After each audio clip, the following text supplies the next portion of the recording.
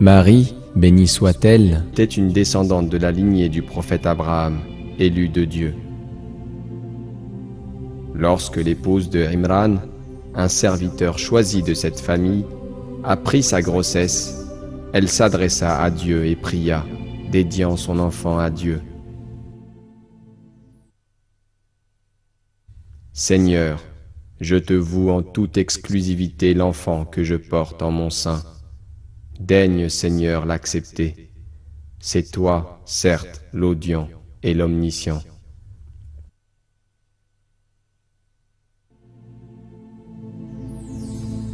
Le nouveau-né reçut le nom de Maryam, Marie. Le nom Maryam signifie celle qui adore constamment Dieu. Tout comme les autres membres de la famille de Imran, Marie, bénie soit-elle, était dévouée à Dieu en lui témoignant une croyance sincère et entière.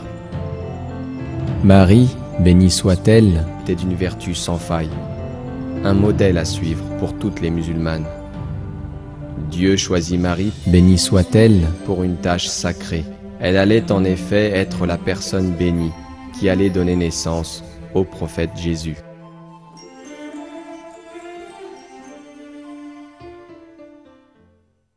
Dans le Coran, Dieu a révélé qu'à un certain âge, Marie, bénie soit-elle, quitta sa famille et se retira vers l'est, dans une région déserte. C'est alors que Dieu lui envoya l'ange Gabriel. Il lui annonça la bonne nouvelle. Cet événement est révélé ainsi dans le Coran. Je ne suis, dit-il, qu'un envoyé de ton Seigneur, chargé de te faire présent d'un garçon immaculé.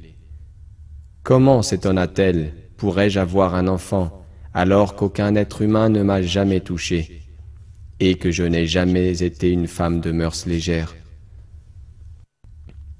Gabriel répondit que Dieu a le pouvoir de tout faire, et qu'il lui suffit de dire « soit » pour que la chose soit.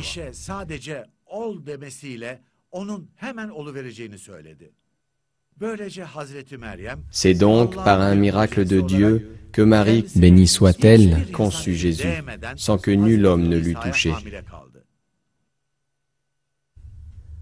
Cela m'est facile, a dit ton Seigneur, et nous ferons de lui un signe pour les gens, et une miséricorde de notre part.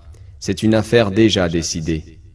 Elle devint donc enceinte, et elle se retira avec lui en un lieu éloigné.